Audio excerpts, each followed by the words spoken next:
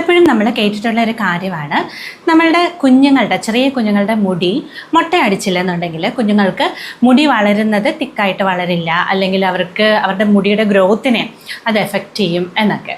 So അത് ശരിയാണോ എന്നുള്ള കാര്യം നമുക്ക് ഡിസ്കസ് ചെയ്യാം. Hi there, this is doctor Aryadevi. Studies എന്താണ് പറയുന്നതെന്ന് വെച്ച് കഴിഞ്ഞാൽ നമ്മൾ കുഞ്ഞുങ്ങളുടെ മുടി മൊട്ടയടിക്കുമ്പോഴത്തേക്കിനും എന്താ സംഭവിക്കുന്നതെന്ന് വെച്ച് കഴിഞ്ഞാൽ അത്രയും മുടി പോയിട്ട് വീണ്ടും മുടി കിളിച്ച് വരുവാണല്ലേ. പക്ഷെ അവിടെയുള്ള ഫോളിക്കിൾസ്, അതായത് ഹെയർ ഫോളിക്കിൾസ് എന്നാണ് ഈ ഒരു മുടി കിളിച്ച് വരുന്നത്. അപ്പോൾ ഈ ഒരു ഹെയർ ഫോളിക്സുകളുടെ എണ്ണത്തിലൊന്നും പ്രത്യേകിച്ച് വ്യത്യാസമൊന്നും വരുന്നില്ല. അതുകൊണ്ട് തന്നെ മുടി വളർന്നു വരുന്ന സമയത്ത് നമുക്ക് കൂടുതലായിട്ട് മുടി വരുന്നു എന്നുള്ളത് ഒരു തോന്നൽ മാത്രമാണ്. കാരണം നമ്മൾ കട്ട് ചെയ്ത് കഴിയുമ്പോൾ ആ ഒരു ഭാഗം കുറച്ച് തിക്കായിട്ടുള്ളത് കാരണവും പിന്നെ അത് ഒരുമിച്ച് വളർന്നു വരുന്നത് കാരണമാണ് ഇങ്ങനെ ഒരു തോന്നൽ നമുക്ക് ഉണ്ടാവുന്നത്.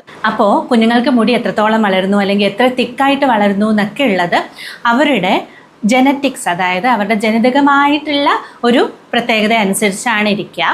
അതുകൂടാതെ തന്നെ നമ്മൾ കുഞ്ഞുങ്ങളുടെ മുടി വളരണം എന്നുണ്ടെങ്കിൽ നമ്മൾ ശ്രദ്ധിക്കേണ്ട കാര്യങ്ങൾ എന്തൊക്കെയാണെന്ന് വെച്ച് കഴിഞ്ഞാൽ അവർക്ക് നല്ല രീതിയിലുള്ള ഫുഡ് കൊടുക്കുക എന്നുള്ളതും അതുപോലെ തന്നെ അവരുടെ മുടിനെ നല്ല രീതിയിൽ കെയർ ചെയ്യുക എന്നുള്ളതും മാത്രമാണ്.